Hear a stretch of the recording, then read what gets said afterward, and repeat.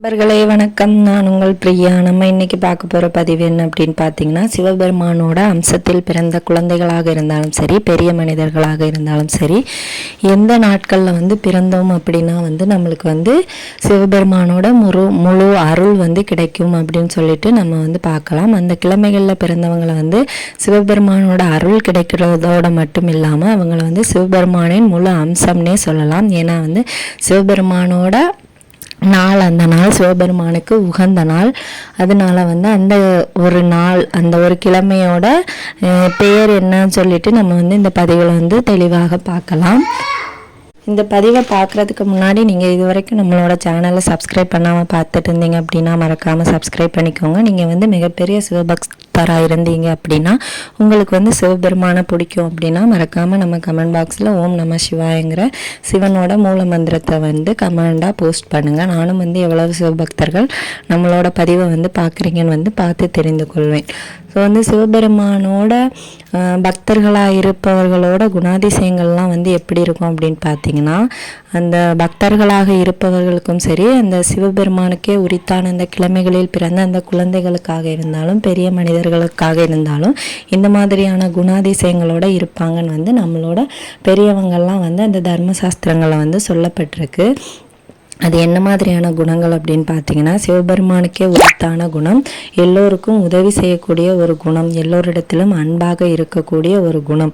அவருக்கு யாருக்குமே தீங்கு நினைக்க தெரியாது. எல்லாரையுமே ஒரே மாதிரியாக தான் பார்ப்பாங்க.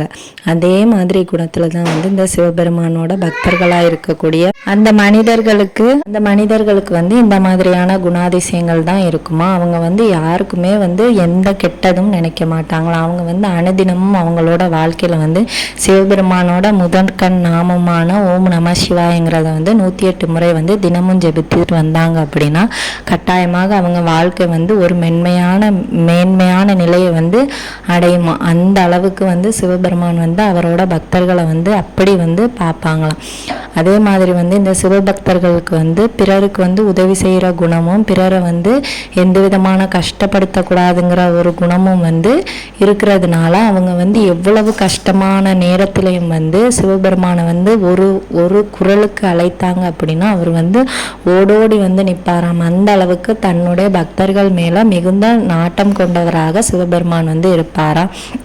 ஒரு சின்ன உயிரினத்திற்கு கூட சிவபெருமான் எந்த மாதிரி தீங்கு நினைக்காம இருக்காங்களோ அதே மாதிரி சிவபக்தர்களும் அந்த மாதிரி மனநிலையில தான் எப்பவுமே இருப்பாங்களாம். இந்த சிவபெருமானுக்கு பிடித்த இந்த கிழமையில பிறந்த அந்த குழந்தைகள் கூட சின்ன வயசுலேயே அவங்களோட கர்ம வினையின் அடிப்படையில் இயற்கையாகவே அவங்க சிவபக்தர்களாகவே வாழ்ந்துட்டு வருவாங்கன்னு சொல்லப்படுது.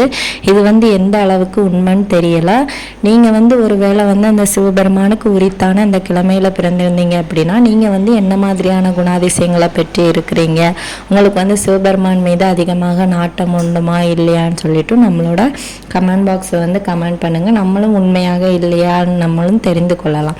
அந்த என்ன கிழமை அப்படின்னு பார்த்தீங்கன்னா, சிவபெருமானுக்கே மிகவும் உரித்தான கிழமை திங்கட்கிழமை. அந்த திங்கட்கிழமையில் பிறந்த குழந்தைகளாக இருந்தாலும் சரி, பெரியவர்களாக இருந்தாலும் சரி, அவங்க சிவபெருமானின் முழு அம்சம் அப்படின்னு சொல்லப்படுது.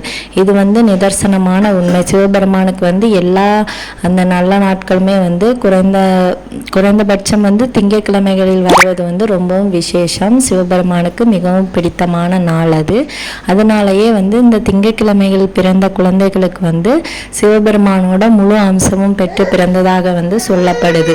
மாதிரி இந்த திங்கட்கிழமையில பிறந்த குழந்தைகளாக இருந்தாலும் சரி, பெரியவர்களாக இருந்தாலும் சரி, நீங்க சிவபக்தர்களாக இருந்தீங்க அப்படின்னா சிவாலயங்களுக்கு போகும்போது சிவபெருமானுக்கு பூஜைக்கு தேவையான விளக்குகள், அப்புறம் அந்த பூஜைக்கு தேவையான பொருட்கள், அப்புறம் பசியால இருக்கிறவங்களுக்கு தானம் பண்ணுங்க. இந்த மாதிரியெல்லாம் நீங்க செஞ்சுட்டு வரும்போது உங்களோட கர்ம வினைகள் குறைந்து உங்களோட வாழ்க்கை மிகவும் மேன்மையாக இருக்கும் அப்படின்னு சொல்லப்படுது. சிவபெருமானுக்கு என்னென்ன பிடிக்கும்னு உங்களுக்கு தெரியும். அதெல்லாம் நீங்கள் பிரசாதமாக வாங்கி கொண்டு கொடுக்கலாம். வழிபாட்டிற்கு தேவையான பொருட்கள், அப்புறம் வந்து நீங்கள் வந்து சிவபெருமானை வந்து அனுதினமும் அவரோட நாமத்தை வந்து நான் முதலே சொன்ன மாதிரி தினம் தினம் 108 முறை சொல்லிட்டு வந்தீங்க அப்படின்னா கண்டிப்பாக சகல கஷ்டங்களும் உங்கள் வாழ்க்கையிலேருந்து நீங்கும் அப்படின்னும் சொல்லப்படுது. இது வந்து உண்மையாக நீங்கள் வந்து நம்பும் பட்சத்தில் வந்து நீங்கள் வந்து இதை வந்து செஞ்சு பார்க்கலாம். கண்டிப்பாக உங்கள் வாழ்க்கை வந்து மிகுந்த மாற்றங்களை வந்து நீங்கள் வந்து அடைய முடியும்.